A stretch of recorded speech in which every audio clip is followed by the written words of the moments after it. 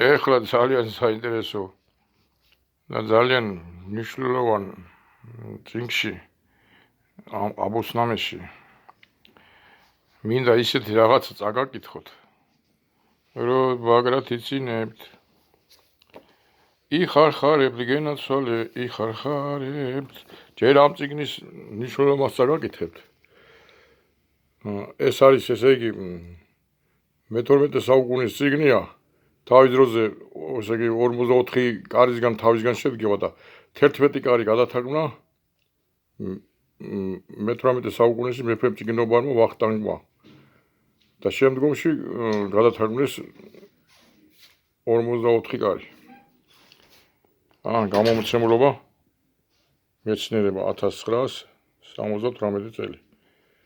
ძალიან ძვირფასი რაღაცაა და დოკუმენტალური რაღაცაა. და ეხლა წაგაკითხეთ აქ ეს არის რა ქვია. ლექსიკონი. ეს ძალიან საინტერესო რაღაცას, რომელსაც გონი მალავენ ზოგიერთები. ხალუხი, აი, ეგ წაიკითხეთ. ხალუხი. ეს შეიძლება შეკვეცილიც იყოს. თურქული მოდგმის ხალხი.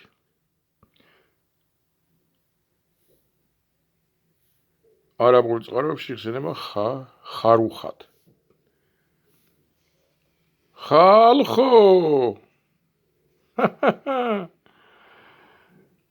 ახალუხი, ჩასაცმელი.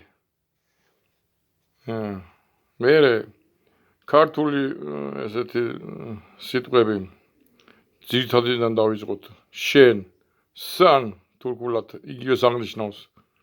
მერე თამადა გენაცვალე, სუფრა, აკვანი თითონ ნივთი, მაწონი თითონ საჭმელი. აი, ჩანთა, ჩოხა, აი. ორი საუკუნე და სამი საუკუნე რო იქნებიან თურქეთის უღელ ქვეშ, ორი საუკუნე და სამი საუკუნე.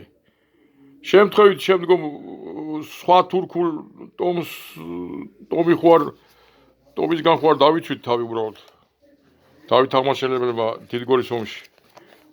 უკვე სხვა ხებისგან. და საერთოდ არ უნდა იყოს ადამიანი ქსენოფობი. იმიტომ რომ შეიძლება უცებ აღმოჩნდეს, რომ ისე კი არა საქმე, როგორც თვითონ ამფიქრობს, სხვანაირად აეცოდა. აი ამ წიგნში კიდე ძალიან ბევრი იგეთი რაღაცა წერია. აი მაგალითად მონის დახასიათებები. როგორი უნდა იმას როგორი არის უკეთესი, როგორია ავანტყოფი. ნუ მონა ადრე იყო მსახური რა, სინამდვილეში. უნდა ერქვა თორე. ფსიქოლოგია აქ როა არსად არ არის. მეილე ჯაჯიბუხაშვილი ვარ, გამოიწერეთ ჩემი არხი.